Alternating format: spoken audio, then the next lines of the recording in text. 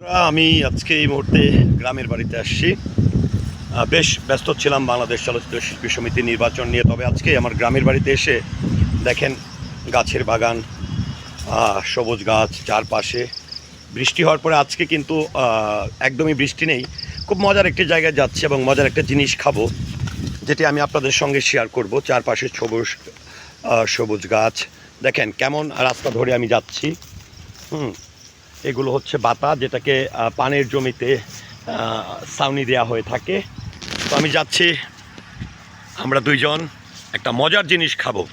তো মজার জিনিসটা যেহেতু খাবো, আমার মনে হয়েছে গ্রামের বাড়িতে এসে আমি কিভাবে সময় পার করি সেটা একটু আপনাদের সঙ্গে শেয়ার করি। সো আশা করছি অবশ্যই আমার এই মজার ভিডিওটি দেখতে আমার পুরো ভিডিওটির সঙ্গে থাকবেন। এটি হচ্ছে আমাদের গাছের বাগান। এখানে একটি সময় পানের জমি ছিল, অর্থাৎ আমাদের এই পানের জমিগুলো এখন নেই। এখানে গাছের বাগান করা হয়েছে, সবুজ গাছ। আসলে দেখভাল করার মতন তেমন লোক না থাকার কারণে এই জমিগুলোতে একদম ঘাসে ভরে গেছে। তো এখানে এটাও আমাদের একটা পানির জমি ছিল। হ্যাঁ, এটা একটা পানির জমি ছিল। এখানে আমাদের বেশ কিছু ছোট ছোট কাঁঠাল গাছ ছিল, বড় বড় কাঁঠাল গাছ ছিল, এগুলো কেটে ফেলা হচ্ছে এখন। তো আমি একটু আপনাদেরকে একটু দেখাবো, শেয়ার করব। দেখেন কেমন রাস্তা ধরে আমি যাচ্ছি, একদম কেমন রাস্তা ধরে যাচ্ছি। এই বাগানটিতে যাচ্ছি এই জন্য যে এখানে আম্মা হচ্ছে অনেক বেশ কিছু কাঁঠাল গাছ ছিল, যেগুলো বিক্রি করে এখন হচ্ছে নতুন করে এখানে মেহগনি গাছের বাগান করবে। তো যে কারণে এই কাঁঠাল গাছগুলো বিক্রি করে ফেলা হয়েছে। দেখেন এই কাঁঠাল গাছগুলো বিক্রি করা হয়েছে। আর এই গাছগুলো মূলত আমার আব্বার হাতে লাগানো ছিল। তো এই জায়গাটিতে একসময় পানের জমি ছিল, যে কারণে অন্যান্য জায়গা থেকে অনেক নিচু। দেখেন গাছগুলো, কাঁঠাল গাছগুলো বিক্রি করে দেওয়া হয়েছে, কারণ এইটি জায়গাটি খালি করার পরে এখানে অন্য গাছ লাগানো হবে। মেহগনি গাছগুলো বড় বড় গাছ, যেগুলো আব্বুর হাতে লাগানো। তো আমি দেখেন এই গাছগুলো বিক্রি করে ফেলা হয়েছে।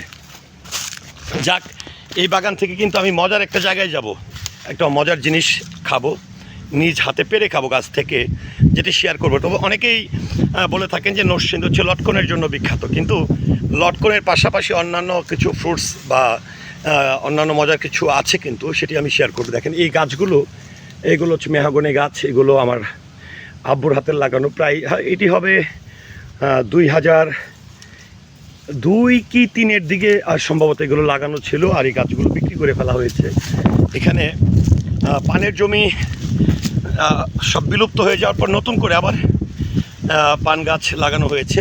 দেখেন এটা হচ্ছে আমার আরেক চাচার, যদিও চাচারা নাই বা জ্যাঠারা কেউ নেই, এটি পানের জমি। আর এই গাছগুলো হচ্ছে আমার বাবার হাতের লাগানো গাছ।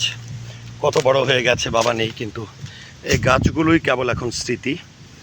আমি একটু অন্য জায়গায় যাচ্ছি, দেখেন গাছগুলো কত বড় হয়ে গেছে। সামনে যাই। এখানে আমার দেখেন এই গাছগুলো হচ্ছে একদমই আব্বুর হাতে লাগানো ছিল। এই গাছগুলো এখন কেবল বাবার হাতের স্মৃতি গাছগুলো। এই গাছ হচ্ছে মেহগনি গাছ। তারপরে এই যে দেখেন খুব মজার একটি জায়গা, অর্থাৎ আমার গ্রামের ছেলেরা এসে এখানে বসে একদম সুন্দর পরিবেশ, সবুজ গাছ, গাছের বাগান, এখানে বসে আড্ডা দেয়, গল্প করে। এটাকে বলে গ্রাম্য ভাষায় বলে টং। অর্থাৎ এই টংটি বানানো হয়েছে, দেখেন সুপারি গাছ, তারপরে বাঁশ কেটে এই টংটি বানানো হয়েছে। তো গ্রামের এই অসাধারণ মুহূর্তগুলো আমি বরাবরই যখন আসি তখন আপনাদের সঙ্গে শেয়ার করি। দেখেন সবুজ গাছ, সুন্দর পরিবেশ।